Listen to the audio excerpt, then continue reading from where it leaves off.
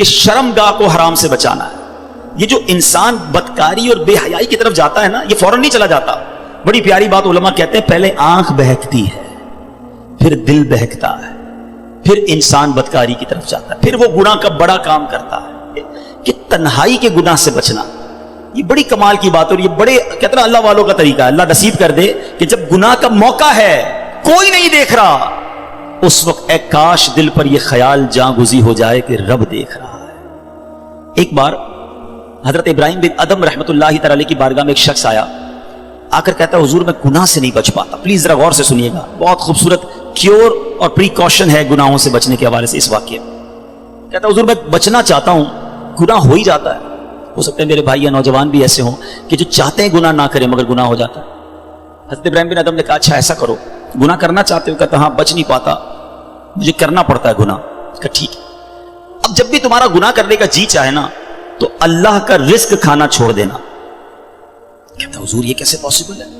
دنیا میں جو کچھ ہے وہ اللہ نے عطا کیا، اس کے بغیر تو جی نہیں سکوں گا. کہا اچھا اب گناہ کرنے کا جی چاہے تو ٹھیک ہے گناہ کر لینا، مگر ایسی جگہ جا کے کرنا جہاں اللہ نہ دیکھ رہا ہو. تو کہتا ہے حضور east west north south every where جدھر بھی جاؤں گا اللہ تو دیکھ رہا ہے نا، وہ اللہ کی کائنات ہے. اچھا ایسا کرو، گناہ کرنا ہے نا کرو، مگر اللہ کی زمین سے اللہ کی کائنات سے نکل کر لو. تو کہتا ہے میں اس کی ملک اور اس کی ملکیت والی جگہ سے بھی باہر نہیں جا سکتا. اچھا گناہ کرنے کا جی چاہے ٹھیک ہے کرنا چاہے تو کر لینا، مگر جب ملک الموت تمہاری روح قبض کرنے آئے نا تو ان کو منع کر دینا کہ نہیں میری روح قبض نہ کریں، میں نے ابھی توبہ کرنی ہے. تو کہا حضرت nobody have power to deny. کون ہے جو ملک الموت کو منع کر سکے گا کہ میری روح قبض نہ کرو؟ جو وقت ہے وہ تو آ کر رہے گا. فرمایا اچھا پھر ایسا کرو گناہ جتنے کرنے کر لو، مگر قیامت کے دن جب فرشتے تمہیں جہنم کی طرف لے جانے لگے نا تو ان کو منع کر دینا کہ نہیں میں نہیں جاتا. کہا حضرت یہ کس کے پاس پاور ہے؟ وہ تو گھسیٹتے ہوئے جہنم میں لے جائیں گے، وہاں تو جو حکم ہو گیا اس پر عمل ہوگا. اب حضرت ابراہیم بن ادم نے پہلے کہتے ہیں نا مقدمہ، ایک آپ کہتے ہیں نا پہلے جزیات جمع کیے، باقاعدہ اس کا مائنڈ سیٹ بنایا، اب اسے خوبصورت سمری بیان کی. فرماتے بیٹا ایک بات سنو، تم اللہ کا رزق کھانا چھوڑ نہیں سکتے، اللہ کے ملک سے باہر جا نہیں سکتے، مرنے سے پہلے ملک الموت آئے تو ان کو منع نہیں کر سکتے، جہنم کے فرشتے تمہیں عذاب کے لیے لے جائیں تو ان کو بھی روک نہیں سکتے. جب یہ سارے کام نہیں کر سکتے تو پھر ایک کام کر لو، گناہ کرنا ہی چھوڑ دو. پھر وہ بندہ زاروں کتار رونے لگا اور کہتا ہے حضرت میں وعدہ کرتا ہوں آج کے بعد گناہ نہیں کروں گا. اے میرے بھائیوں میرے نوجوانوں، میں بہت اچھی طرح جانتا ہوں، میں آپ کی لائف گزار چکا ہوں، میں بھی اسٹوڈنٹ رہا ہوں. یہ لائف بڑی ڈیفیکلٹ ہے، شیطان اس میں بڑا حملہ کرتا ہے، نفس بڑا حملہ کرتا ہے، گناہوں کی طرف بہت کھینچتا ہے.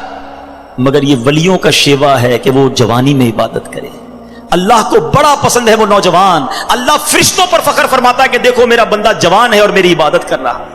مگر آج جوان کہتا ہے جوانی تو دیوانی ہے، مزے کرنے کے دن ہیں. مولوی صاحب بوڑھا ہونے کے بعد میں اللہ اللہ ہی کروں گا، 40-50 سال کے بعد میں مسجد میں بھی چلا جاؤں گا، میں داڑھی بھی رکھ لوں گا، ابھی تو انجوائے کرنے دو. چلو آج آپ اور میں ایک ڈسکس کر لیتے ہیں. If you want to enjoy in this life، آپ چاہتے ہیں کہ ابھی مزے کرنے دیں، بعد میں نے توبہ کر لینی ہے، تو ایک چھوٹی سی ڈیبیٹ آپس میں کر لیتے ہیں. چلیں جناب، آپ میں سے کون ہے اتنے بڑے ہال میں جس کے پاس یہ گارنٹی ہے کہ وہ 50 سال کا ہونے تک زندہ رہے گا؟ Anybody have guarantee? Nobody has guarantee. 50 سال زندگی مجھے ملے گی، کوئی ہے؟ نہیں ہے. چلیں ایسا کوئی بھائی بیٹھا ہو جو بتائے جو 1 سال میں زندہ رہوں گا. Nobody has guarantee for live for 1 year. چلو 1 ہفتہ زندہ رہنے کی گارنٹی ہے، کل صبح تک زندہ رہنے کی گارنٹی ہے.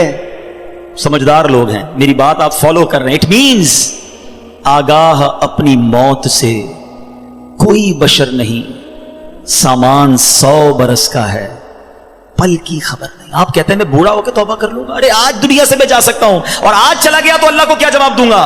حرام کرتے ہوئے، شراب پیتے ہوئے، بدکاریاں کرتے ہوئے، گرل فرینڈ اور بوائے فرینڈ بنا کر حرام باتیں کرتے ہوئے کدھر جاؤ گے؟ قبر میں کیا جواب دو گے؟ دیکھیں یہ دنیا تھوڑی ہے. میں نے آپ کو جنت کا ریوارڈ بتایا ہے، وہاں نہ ختم ہونے والی نعمتیں ہیں.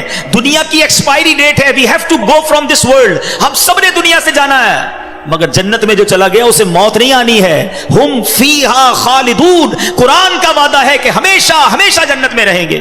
تو کیوں نہ میں اس ریوارڈ کی تیاری کروں؟ یہاں نفس کہے گا تھوڑی دوستی کر لے، نفس کہے گا تھوڑی بری چیزیں دیکھ لے، انٹرنیٹ پر نئی فلم آئی ہے، فلاں جگہ کانسرٹ ہو رہا ہے، ارے سارے دوست نشہ کر رہے ہیں، تو بھی تھوڑے سے سپ لگا لے. آج اپنے آپ کو روکنا ہے، مجھے دنیا کی گندی شراب نہیں پینی، مجھے جنت کی پاکیزہ شراب پینی ہے. مجھے دنیا کی بے حیائی نہیں کرنی, گندی عورتوں اور لڑکیوں کی طرف نہیں جانا ہے. میری بہنیں اگر سن رہی ہیں وہ نیت کریں کہ ہم پردہ کریں گے, ہم بوائے فرینڈ کی طرف نہیں جائیں گے, انشاءاللہ ہم جنت کی نعمتیں حاصل کریں گے, جنت کا گھر حاصل کریں گے. یہ تھوڑی سی زندگی صبر سے گزار لو, تھوڑی سی زندگی توبہ کر لو. آج تھوڑی دیر ہال فل ہو گیا ہے, مجھے بھی پسینہ آ رہا ہے, آپ کو بھی گرمی لگ رہی ہوگی, مگر مجھے بتائیے قیامت کے دن گرمی کیسی ہوگی جب 50,000 سال کا دن ہوگا, سورج 1.25 میل پر ہوگا, زمین تانبے کی ہوگی, there is no shadow, اللہ کے عرش کے سوا پوری قیامت کے دن کوئی سایہ نہ ہوگا. سبحان اللہ, نبی پاک فرماتے ہیں جس دن اللہ کے عرش کے سوا کوئی سایہ نہ ہوگا, چند خوش نصیب ایسے ہوں گے جنہیں اللہ کے عرش کا سایہ نصیب کیا جائے گا. ان 7 قسم کے لوگوں میں ایک قسم وہ ہے کہ وہ نوجوان جس کی جوانی عبادت میں گزری, قیامت کے دن اللہ کے عرش کا سایہ نصیب ہوگا.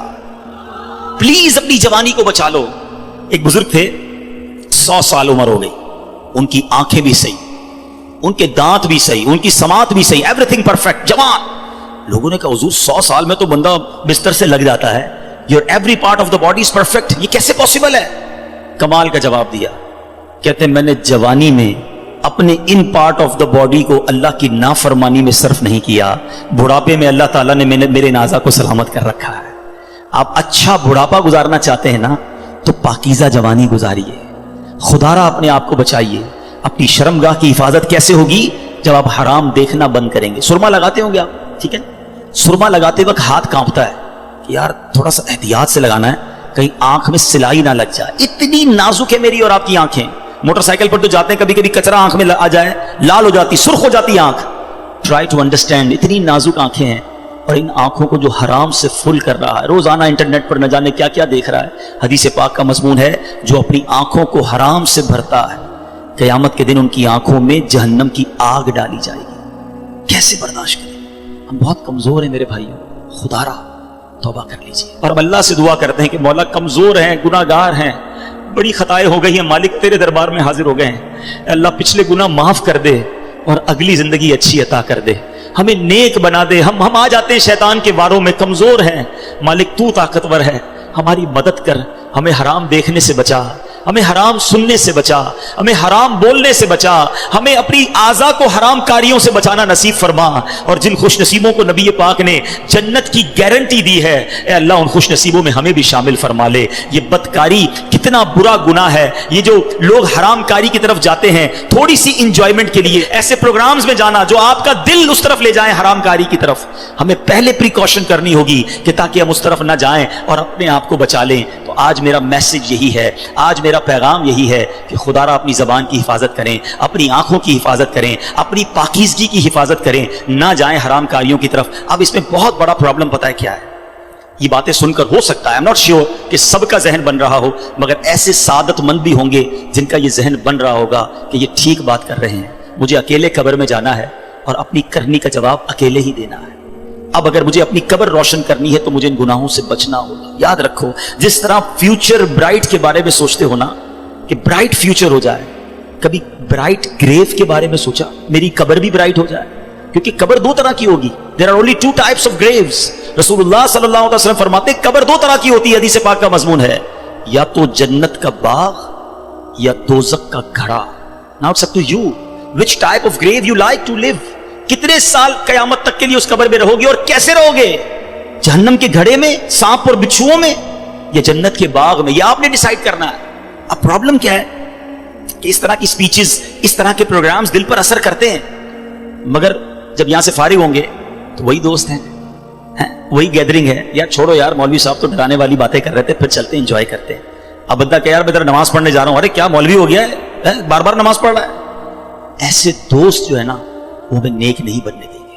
اگر آپ کا یہ ذہن بن گیا ہے کہ میں نے نیک بننا ہے, اللہ کو راضی کر کے جنت میں جانا ہے. آپ پڑھائی کے لیے کیا کرتے ہیں؟ کیا آپ نے اگر اچھے مارکس لینے ہیں تو ان ڈل دوستوں کے ساتھ بیٹھتے جو پڑھتے نہیں ہیں, یا آپ ان لوگوں کو ڈھونڈتے ہیں جو پڑھاکو ہوتے ہیں, جن کے پاس نوٹس بنے ہوئے ہوتے ہیں کہ یار ان کے ساتھ بیٹھوں گا تو اچھی سبق کی تیاری ہو جائے گی, یہ اچھے اسٹوڈنٹ سے میں بھی اچھا بن جاؤں گا. دنیا میں جب آپ کو یہ پتا ہے کہ اچھوں کی صحبت اچھا بناتی ہے, تو اگر آخرت کی تیاری کرنی ہے نا میرے بھائیوں, میرے اسلامی بھائیوں, تو آپ کو نیکوں کی صحبت اختیار کرنی ہے. وہ دوست کس کام کے جو نماز پڑھنے پر میرا مذاق ہو رہا ہے؟ مجھے تو وہ دوست چاہیے کہ میں نماز کے لیے نہ جاؤں تو مجھے یاد دلائے کہ بھائی چل دونوں بھائی نماز پڑھتے ہیں, جنت میں جانا ہے.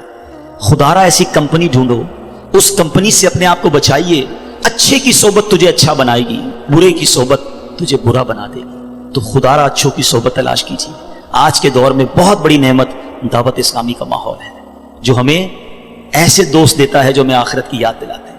احادیث کا مضمون ہے دوست وہ ہوتا ہے جسے دیکھ کر خدا یاد آ جائے. بتائیے کوئی ایسا دوست ہے ہمارے پاس جس کو دیکھ کر خدا یاد آ جائے؟ ہمارے دوستوں کو دیکھ کر تو سنیما یاد آتا ہے, کانسرٹ یاد آتا ہے, عجیب و غریب باتیں یاد آتی ہیں. ایسے دوست کس کام کے جو نہ دنیا میں میرے کام آئے اور مرنے کے بعد میری قبر پر آ کر فاتحہ بھی نہ پڑھ سکیں. ہم نے دیکھا ہے کہ کسی کا جنازہ ہو تو دوست باہر کھڑے ہوتے ہیں, لوگ کہیں یار آپ جنازہ پڑھیں, کہتے یار ہمیں تو پڑھنا ہی نہیں آتا. ایسے دوست کس کام کے جو میرا جنازہ نہ پڑھ سکیں؟ اللہ کرے میرے ایسے دوستوں کے مجھے سنت کے مطابق غسل دیں, کفن دیں, مجھے قبر میں اتاریں اور نمازیں پڑھ پڑھ کے مجھے ایصال ثواب کرتے رہیں. تو خدا را میرے پیچھے اسلامی بھائیوں, جس طرح دنیا کی ترقی کے لیے, دنیا کے ریوارڈ کے لیے آپ اسٹرگل کر رہے ہیں, جنت کے لیے بھی اسٹرگل شروع کر دیجئے. اچھی کمپنی اختیار کیجئے اور دعوت اسلامی کا ماحول آپ کے سامنے ہے. ہماری بکس پڑھنا شروع کر دیں, ویب سائٹ کو وزٹ کریں تو انشاءاللہ بہت کچھ سیکھنے والے بن جائیں گے. اللہ تعالیٰ مجھے اور آپ کو عمل کرنے کی توفیق عطا فرمائے. اپنی زبان, اپنی شرمگاہ اور دیگر زندگی اپنے پارٹس آف دا باڈی کی ہمیں حفاظت کرنے کی توفیق عطا فرمائے. مدنی چینل پابندی سے دیکھتے رہیے, انشاءاللہ اس سے بہت کچھ اس طرح کی اسپیچز سننے کو ملتی رہیں گی اور آپ کو فائدہ ہوگا.